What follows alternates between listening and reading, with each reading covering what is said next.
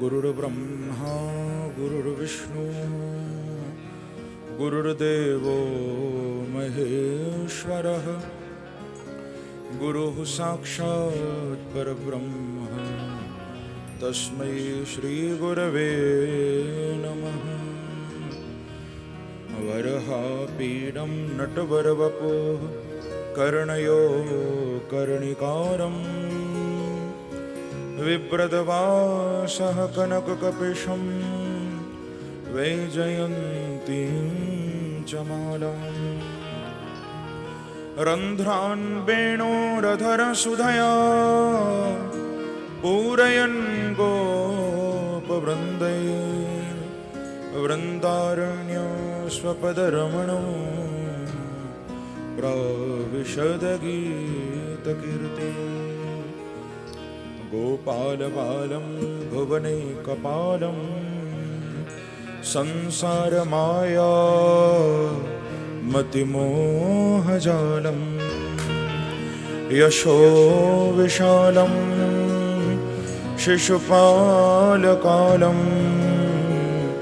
बालं मुकुन्दं मनसा स्मरामि। यं प्रव्रजातुमनपेतुमपेतकृत्यं द्वैपायनो विरहकातराजुहाव पुत्रेति तन्मयतया तरवोऽभिनेदो स्तं सर्वभूतहृदयं मुनिमानतोऽस्मि। नमः कुञ्जविहारिणे नमः कुञ्जविहारिणे स्वामी श्रीहरिदासाय गुरुणा गुरवे नमः। गुरुवरथे त्यक्तराज्यो व्यचरदनुवनं पद्मपदव्यां प्रियायाः पाणिस्परसाक्षमाभ्यां रजतपथरुजो यो हरीन्द्रानुजाभ्याम् वैरूप्याचुर्पणक्षा प्रियविरहरुषा रोपितभ्रूविजृम्भ त्रस्ताब्दिर्बद्धसेतुः खलदवदहनः कौशलेन्द्रोऽवताम्नः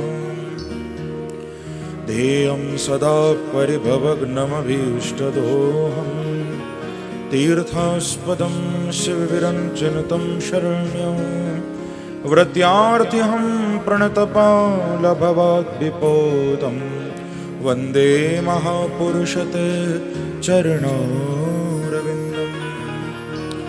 कृष्ण त्वदीयपदपङ्कजपञ्जरां ते अद्यैव मे विशतमानसराजहंसो प्राणप्रयाणसमये कफवातपित्ते कण्ठावरोधनविधौ स्मरणं कुतस्ते अतुलितबलधाम हेमशैलावदेहम् दनुजवन कृशानं ज्ञानिनामग्रगण्यं सकलगुणनिधानं वानराणामधीशं रघुपतिप्रियभक्तं वातजातुं नमामि। नारायणं नमस्कृत्य नरं चैव नरोत्तमं देवीं सरस्वतीं व्यासं ततो जयमुदीरयेत्। मङ्गलं भगवान् विष्णु मङ्गलं गरुडध्वज मङ्गलं पुण्डरीकाक्ष मङ्गलायतनो हरि। हरे कृष्ण कृष्ण कृष्ण हरे हरे हरे राम राम राम हरे हरे।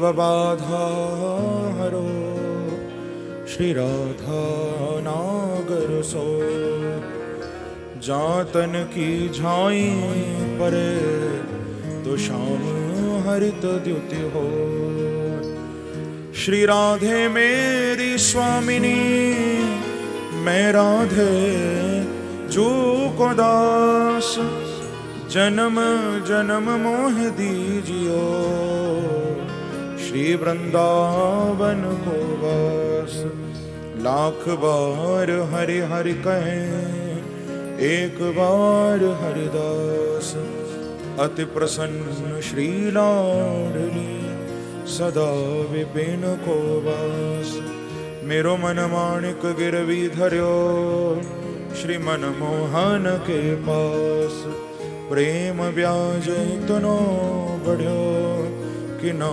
छूटन की आस जय जय श्री राधा रमण जय जय नवल किशोर जय गोपी चित चोर प्रभु जय जय माखन चोर भक्ति भक्त भगवंत गुरु चतुर नाम वपु एक तिनके पद वंदन किए तो नाशत विघ्न अनेक बोलो वृंदावन बिहारी लाल की बाल कृष्ण लाल की जय जय श्री राम जय जय श्री राम जय जय श्री राम। भगवान ने गोपियों को जो वचन दिया था, आवरण भंग लीला के समय प्रभु को अपना वो वचन याद आया कि मुझे गोपियों के साथ महारास लीला करनी है। यहां से बड़ा सुंदर रास पंचाध्यायी प्रारंभ होने जा रहा है। और बंधुओं, आप इस महारास लीला में किसी प्रकार की कोई शंका मत करना, क्योंकि कई बार हमको शंकाएं हो जाती हैं कि भगवान ने ये महारास लीला क्यों करी। प्रेम से कहो श्री राधे। लोग कहते हैं ना, भगवान ने ये गोपियों के साथ रास क्यों रचाया, शंका करते हैं लोग। और कई लोग तो यहां तक कह देते हैं कि ये जो रास लीला है ये काम लीला है।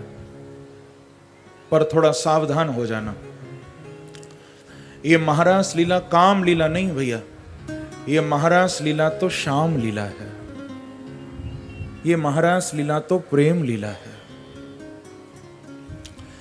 महारास के माध्यम से भगवान ने काम को परास्त किया है। काम विजय प्रक्षापणार्थम सेयम रास लीला।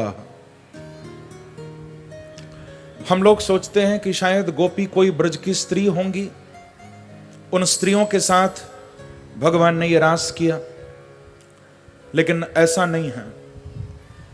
गोपियां कोई स्त्री नहीं हैं, ध्यान रखना। ये जितनी भी गोपियां हैं ये जन्म जन्मांतर से भगवान कृष्ण के प्रेम में डूबे हुए भक्त हैं, जो न जाने कितने जन्मों से भगवान कृष्ण के दर्शनों की कामना हृदय में लिए बैठे हैं। दंडकारण्य वन के ऋषि मुनि हैं। जब भगवान राम दंडकारण्य वन में पधारे थे, बहुत ध्यान देकर सुनो, तो वहां उस वन में बहुत सारे ऋषि मुनि तपरत भजन कर रहे थे, तप कर रहे थे। उन ऋषियों ने जब भगवान राम के दिव्य स्वरूप का दर्शन किया तो इतना मंत्रमुग्ध हो गए, उनके मन में ये भाव उठने लगा कि हम तो बेकार में बाबा जी बन के आ गए, हम तो बेकार में संत बनकर आ गए। यदि हम स्त्रियां होते तो हम परमात्मा श्री राम से विवाह कर लेते। हम तो उस निर्गुण के ध्यान में लगे हुए हैं, लेकिन जरा देखो तो वो निर्गुण जब सगुण बन के, जब साकार बन के आया है तो कितना प्यारा लग रहा है। यदि हम स्त्रियां होते तो हम प्रभु से विवाह कर लेते। और ये सोचकर वो सारे ऋषि मुनि दंडकारण्य वन के सब भगवान राम को गले लगाने के लिए भागने लगे, प्रभु का आलिंगन करने के लिए दौड़ने लगे। और बंधुओं, भगवान ने जब उनको अपनी ओर आते हुए देखा तो भगवान उनको बोले कि महाराज थोड़ा मुझे माफ करो, इस अवतार में न तो मैं आपको गले लगा पाऊंगा, न आपको अपने रसमय स्वरूप का दर्शन करा पाऊंगा, क्योंकि ये तो मेरा मर्यादा पुरुषोत्तम अवतार है। तो अभी आपकी इच्छा, आपकी कामना पूरी नहीं होगी। लेकिन आप चिंता मत करो, मैं वचन देता हूं कि द्वापर में जब मैं कृष्ण बन के आऊंगा तो उस समय आप सब संत, आप सब ऋषि मुनि ब्रज में गोपी बनकर आओगे, और तब मैं तुमको खूब गले लगाऊंगा, तब मैं आपको रसमय स्वरूप का दर्शन कराऊंगा। तो भैया समझ लो, ये जितनी भी गोपियां हैं ये सब दंडकारण्य वन के ऋषि मुनि हैं जो यहां गोपी बन के आए हैं। ये जितनी भी गोपांगनाएं हैं ये सब वेद रूपा हैं, श्रुति रूपा हैं, ज्ञान रूपा हैं। और गोपी का सीधा सा अर्थ मैं आपको बताऊं, गो माने होता है इंद्रियां, और पी यानी पीना। जो अपनी सारी इंद्रियों से परमात्मा के दिव्य रस को पिए वो जीव गोपी है। जो आंखों से भगवान को देखे, जो कानों से भगवान को सुने, जो वाणी से भगवान का नाम गाए, जिसकी सारी इंद्रियां कृष्ण में डूब चुकी हैं, वो जीव गोपी है। सुखदेव जी महाराज कहते हैं कि राजन, भगवान पिता रात्रि शरदोत्फुल्ल मल्लिका विक्षरन्तुम मनश्चक्रे योग मायामुपाश्रित। आज प्रभु ने अपनी योग माया का आश्रय लेकर सुंदर शरद पूर्णिमा की रात बनाई है। और देखो, पूर्ण चंद्रमा उदय हो गया। मेरे भगवान अपने नंद भवन में सुंदर श्रृंगार करके अपनी वंशी को लेकर सुंदर पीतांबर ओढ़ के मोर मुकुट धारण करके सीधे वंशी वट पर आ गए हैं। और वंशी वट पर आकर मेरे प्रभु ने कदम्ब के वृक्ष के नीचे खड़े होकर मंद मंद स्वर से वंशी बजाई है। भागवत में भगवान की वंशी इतनी दिव्य बजी है, गोपियां उस वंशी की धुन सुनकर सुध बुध खो बैठी।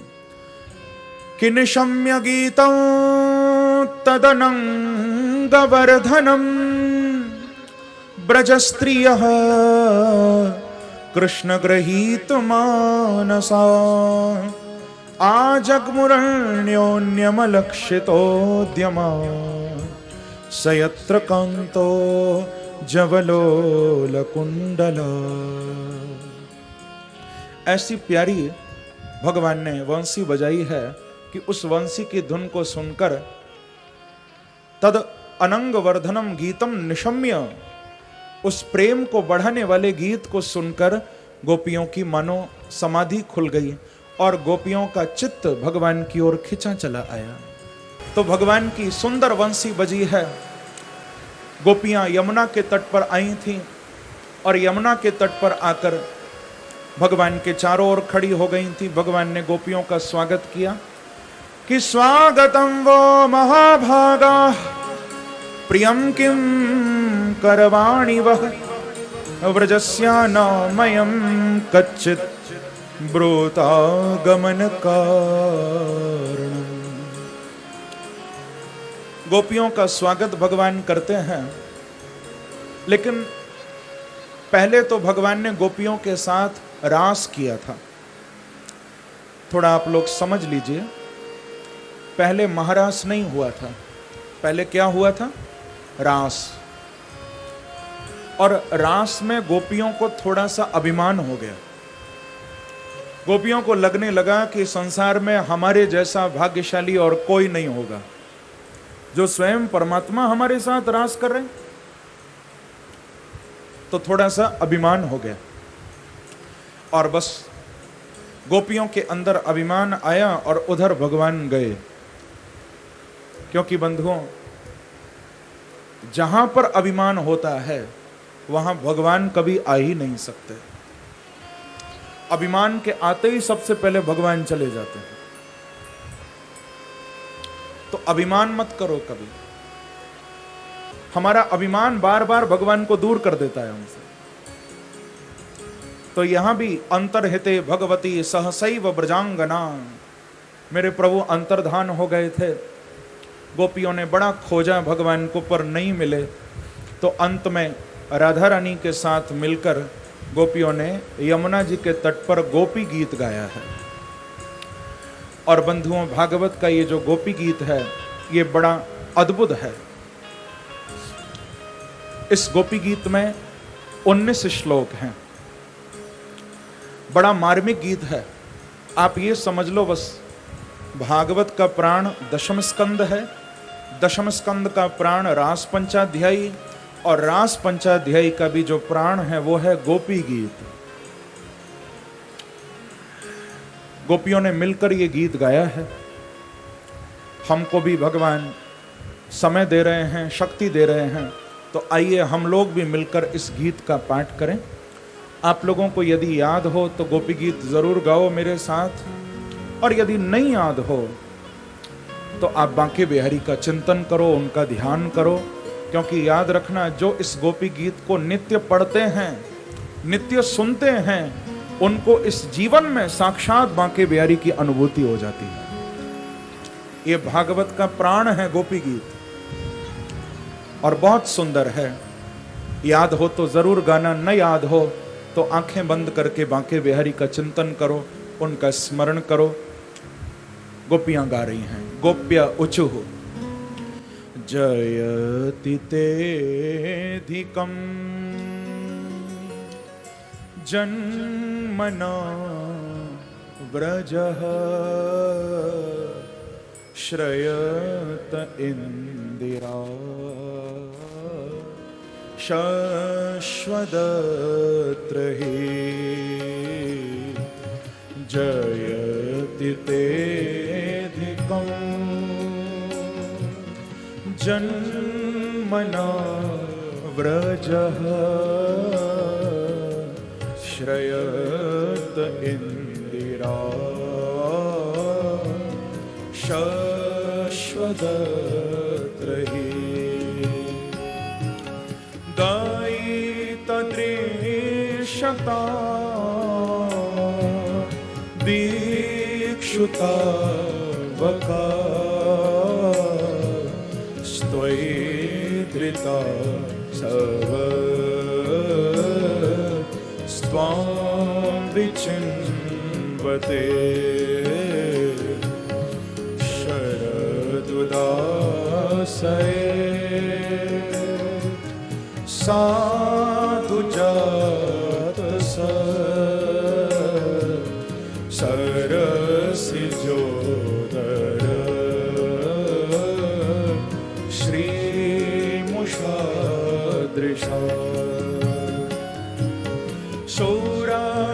सौरातनाथ दे अशुल्कदासिका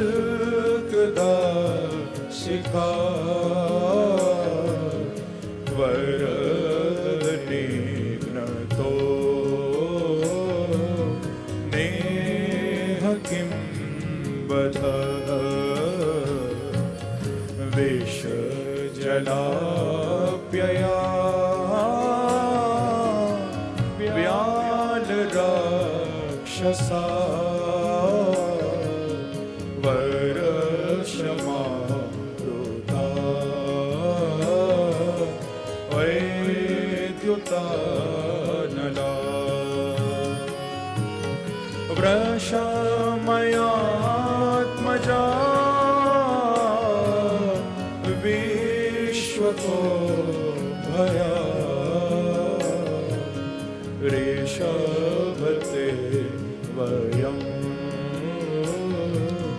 रक्षिता भवो न खलु गोपिका नन्दनो भवा अखिल देना अंतरात्मदे विकन सार्थितो विश्वभूतये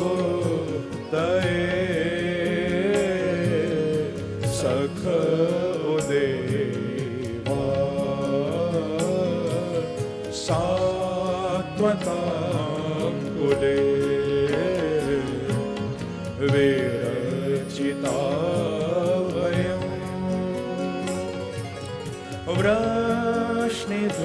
वृष्णिधूर्यते चरणमीयुषा संसृतेर्भया करसरोरुहं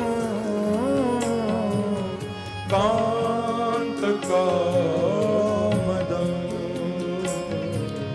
शिरसि देना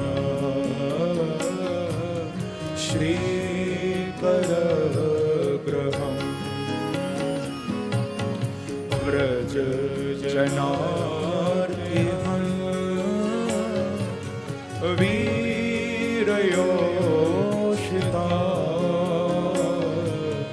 निज जनस्मय कंसनस्मित भज सखे भव क्यों करे स्मिनो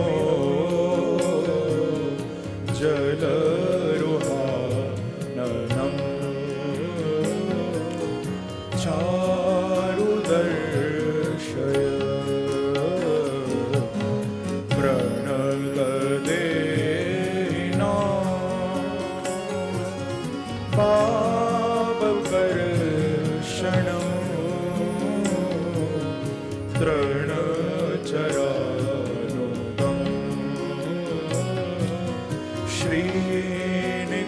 श्रीनिकेतनं फणिफणार्पितं ते पदाम्बुजं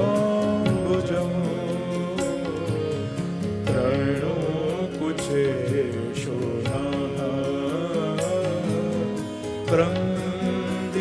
क्रन्दिदचयम् मधुरया गिरा वल्गुवायया बोधमनोव्यया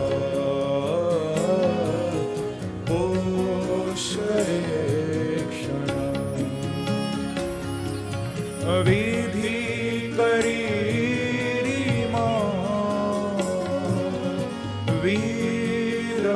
वीरमुह्यते रथरसीदोना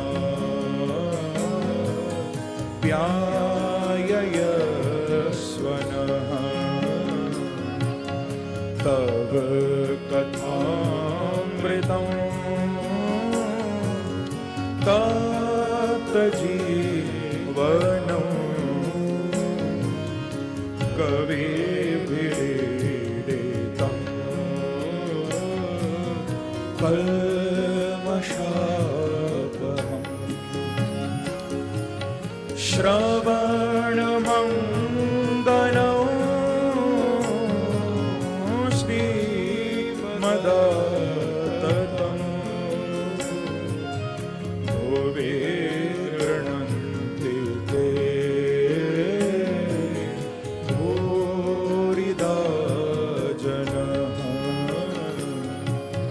प्रहसितं प्रिय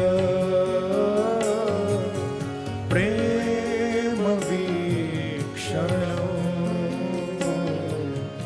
विहरणं च ते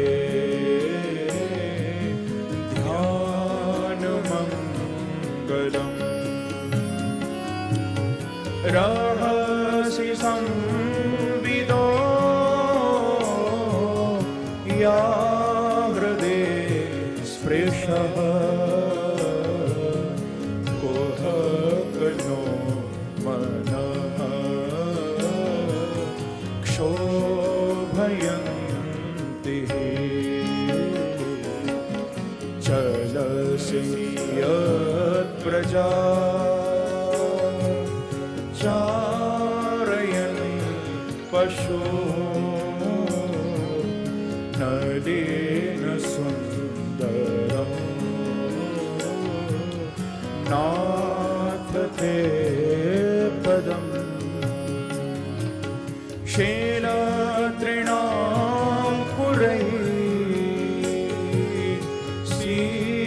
प्रतीति नः कलेलगा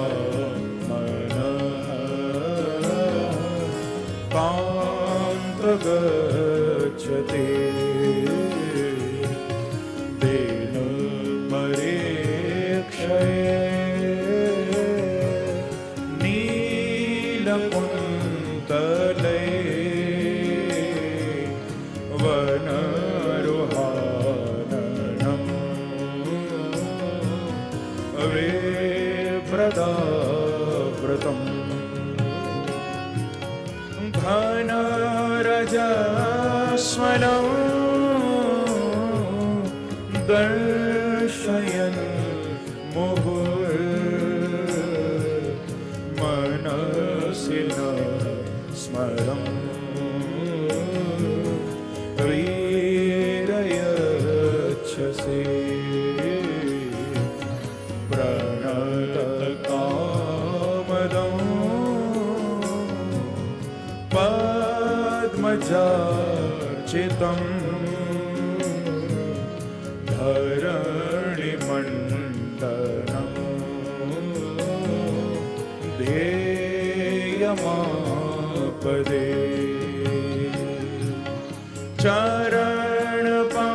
चरणपङ्कजं शन्तमुच्यते रमणनस्तने श्वर्पयाधिहन् सोरतवर्धनं शोकनाशनं स्वरितवेणुना सोष्ठचुम्बितम् इतररागवे स्मारणं नृणां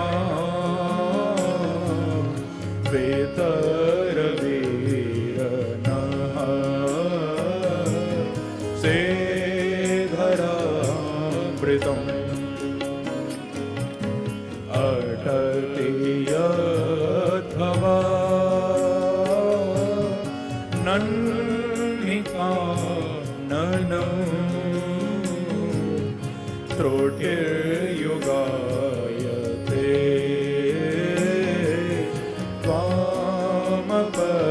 त्वामपश्यताम् कोटिलकुन्तलं श्रीमुखं च ते जड उदीक्षता पक्ष्मप्रदृशा पति सुतान्वय भ्रातृबान्धवा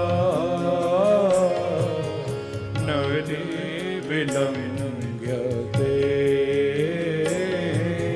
त्यच्युता गता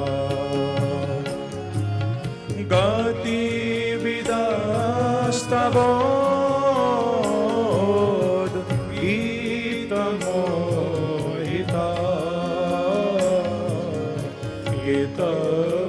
गीतवयोषिता कस्त्यजे निशि रहसि संविदम् रचयोदयं प्रहसिताननं प्रेमवीक्षणम्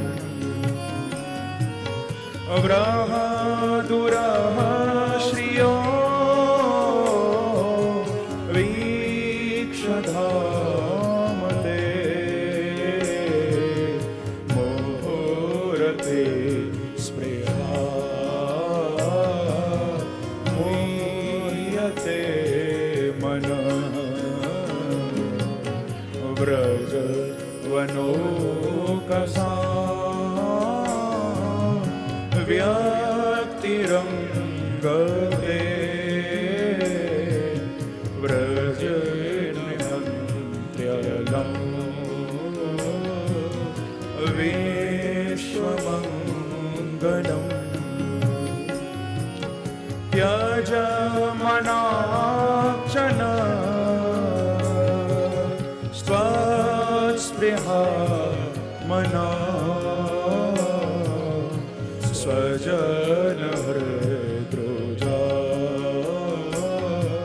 यन्निशोदनम्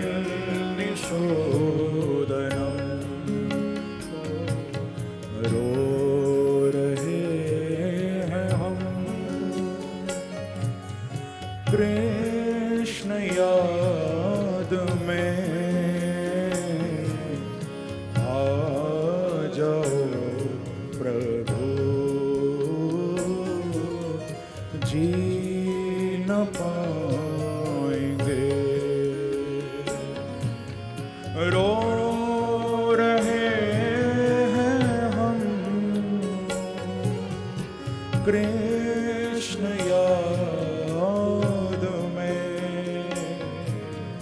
आ जाओ प्रभु जी न पाएंगे ओ आपके नयन बाण बन गए आपके चरण प्राण बन गए ओ प्राण बन गए ओ प्राण बन गए ओ यत्ते सुजात चरणाम्बुरहं स्तनेषु भीताशनैः प्रियदधिः महि कर्कशेषु तेनाटवे मटसि तद् व्यथतेन किंस्वित् कूर्पादिभिर्भ्रमति धीर्भवदायुषं नः इति गोप्यः प्रगायन्त्यः प्रलपन्त्यश्च चित्रधा रुरुदुः सुस्वरं राजन् कृष्णदर्शन लालसाः तासामाविर्भूच्छौरी स्मयमान मुखाम्बुजः पीताम्बरधर स्रग्वी साक्षान् मनमथ मनमथ। गोपियां इस गोपी गीत को जब गा रही हैं तो केवल गा नहीं रही गोपियां, अपितु सुस्वरम रुदति, प्रेम से कहो श्री राधे। गोपियां केवल गा नहीं रही, रो भी रही हैं। रुर्दुः सुस्वरम राजन। बंधुओं, भगवान को पाने के ये दो मार्ग बड़े उत्तम हैं, ध्यान रखना। जैसे गोपियां ना सुस्वरम रुर्दुः सब मिलकर रो भी रही हैं, गा भी रही हैं। बस समझ लो मेरे बांके बिहारी को पाने के ये दो सरल मार्ग हैं, एक तो रोना और दूसरा गाना। भैया जो मेरे बांके बिहारी के लिए रोता है उसको मेरे प्रभु मिलते हैं, और जो उनके लिए गाता है उसको मेरे बांके बिहारी मिलते हैं। लेकिन विडंबना यह है कि हम लोग न तो उनके लिए रो पाते हैं और न उनके लिए गा पाते हैं।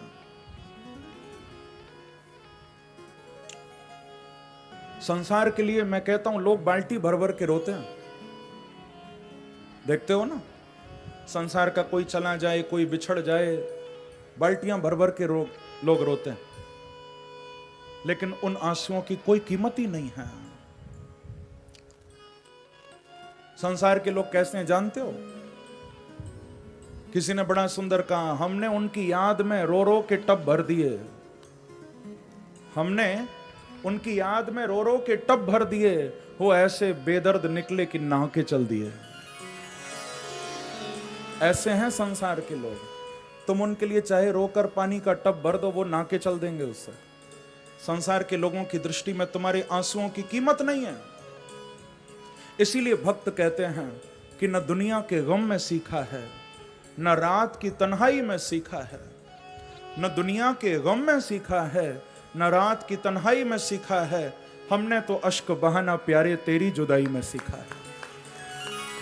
भक्त संसार के लिए नहीं, वो अपने प्यारे के लिए रोते हैं। कबीरदास कहते हैं कि कबीरा हंसना छोड़ दे और रोने से कर प्रीत, क्योंकि बिन रोए किन पाइया वो प्रेम प्यारा मीत। कबीरदास कहते हैं कि भैया भगवान को पाना है तो हंसना छोड़ दो, उनके लिए थोड़ा तड़पना सीख लो, आप उनकी याद में थोड़ा सा रोना सीख लो। संसार की दृष्टि में तुम्हारे आंसुओं की कीमत नहीं है, लेकिन मेरे बांके बिहारी की दृष्टि में आपके आंसू अनमोल हैं, ध्यान रखना, अनमोल हैं। तो गोपियां रोई हैं और उन्होंने गाया भी।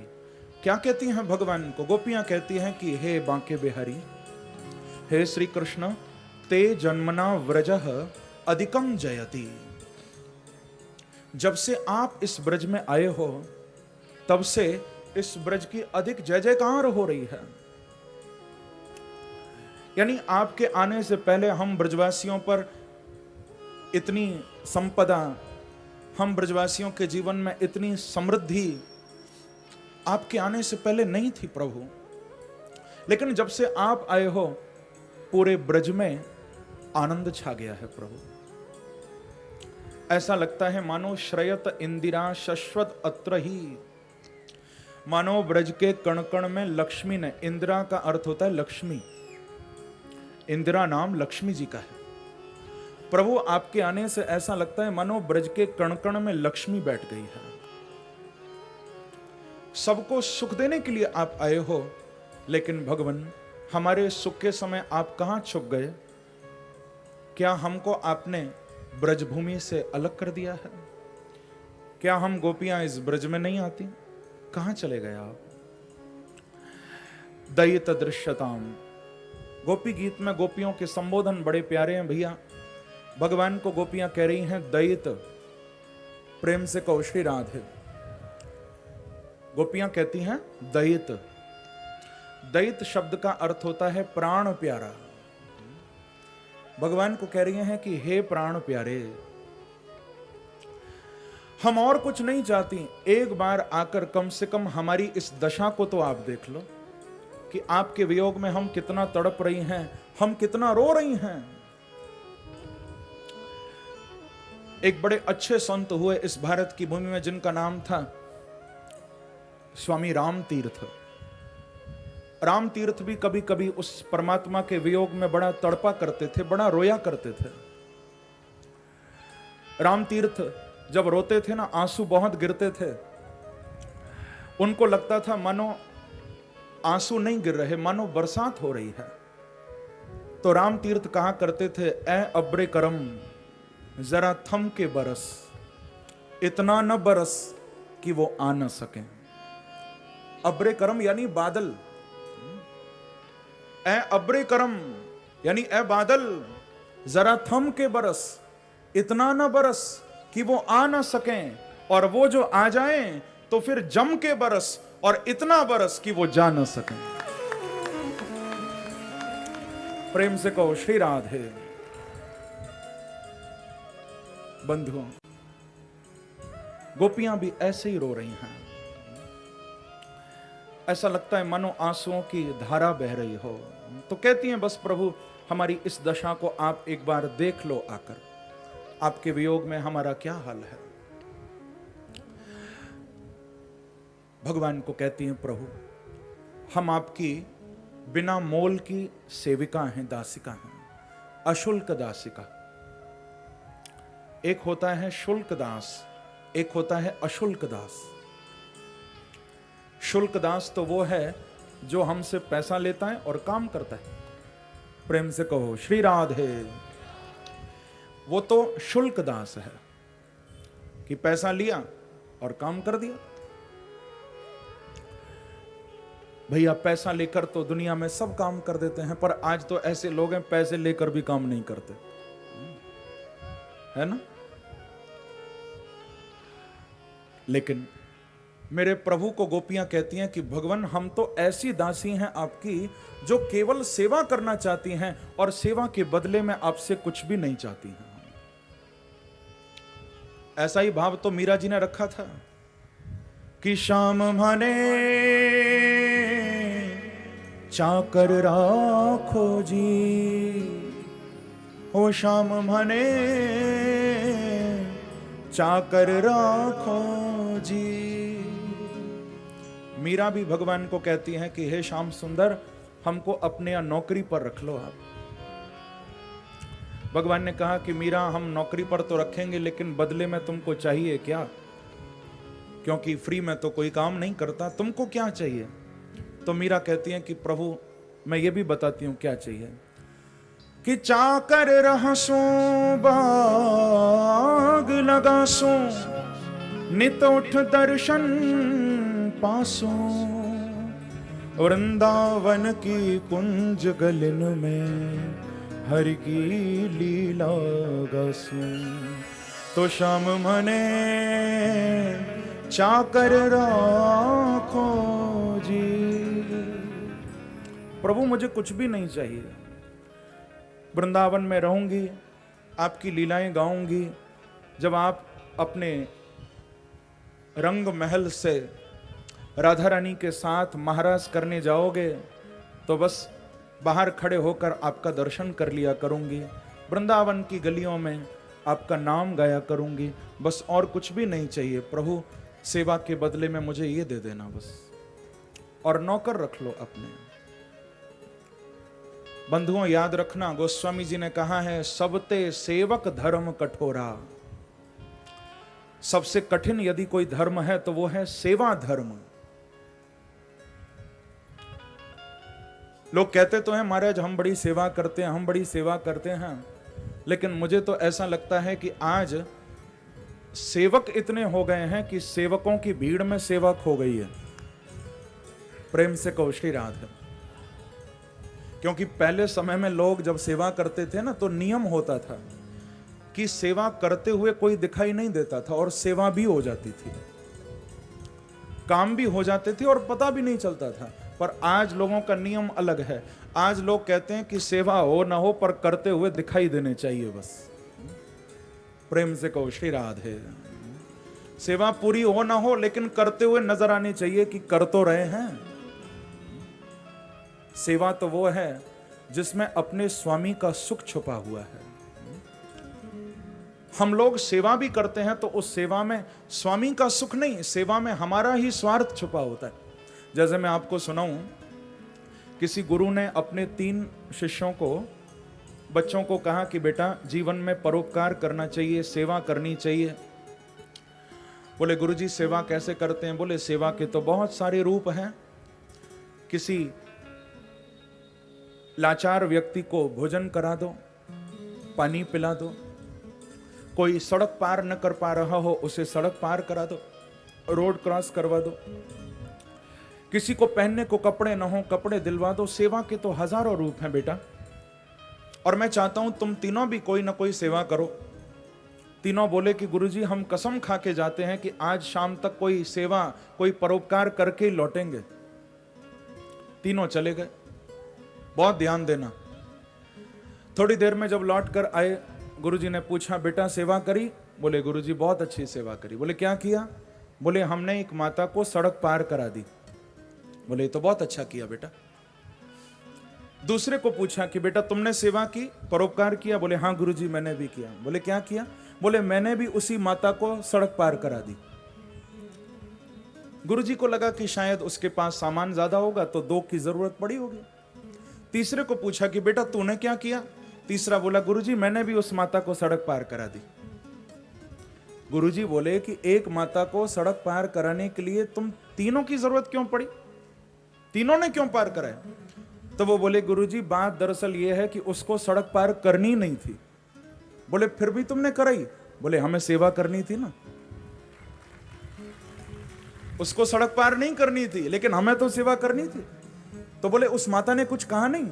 तो बोले गुरुजी वो तो हमको मार रही थी, लेकिन हमने भी कह दिया कि सेवा के काम में चाहे कितने भी कष्ट उठाने पड़े लेकिन सेवा तो करके ही रहेंगे हम।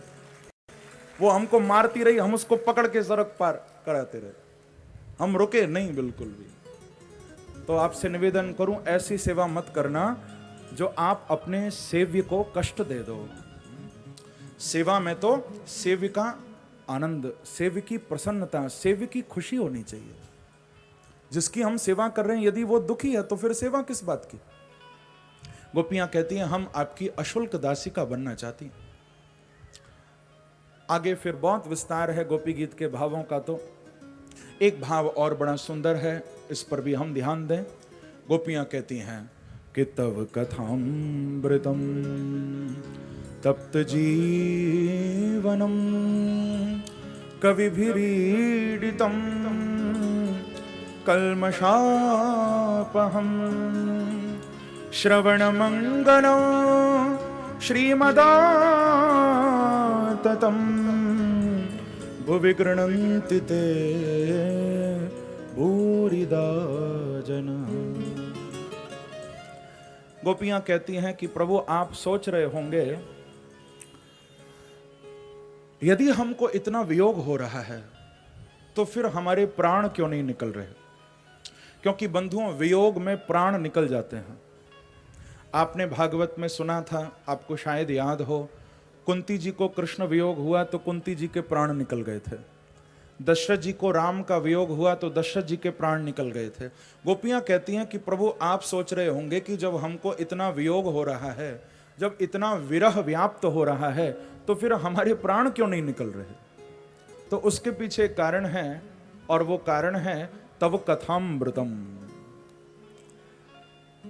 हमारे प्राण न निकलने का कारण आपकी कथा है। क्योंकि गोपियां कहती हैं प्रभु हमको तो अच्छी तरह मालूम है देवताओं के पास अमृत है या नहीं है ये नहीं पता, लेकिन ये अच्छी तरह मालूम है कि आपकी कथा जरूर अमृत से भरी हुई है। गोपियों का शब्द है तव कथा अमृतम, ये कथा अमृत है। और भगवान जब से आप गए हो हम निरंतर आपकी कथाओं का चिंतन कर रही हैं। तो अब ये तो हमारे लिए बड़ी समस्या हो गई है बांके बिहारी, आप तो हमको जीने नहीं दे रहे हो और आपकी ये कथा हमको मरने नहीं दे रही है, हमारे अंदर से प्राण नहीं निकल रहे। बंधुओं, इसलिए याद रखना, प्रभु की कथा में जो डूब जाएगा, जो इस अमृत में गोता लगाएगा, उसको संसार का हर सुख प्राप्त हो जाएगा। मैं कहा करता हूं कि न पीने पिलाने न खाने में है, न किस्से कहानी सुनाने में है। न पीने पिलाने न खाने में है, न किस्से कहानी सुनाने में है। जिंदगानी को जीने का असली मजा कथा में कृष्ण की डूब जाने में है।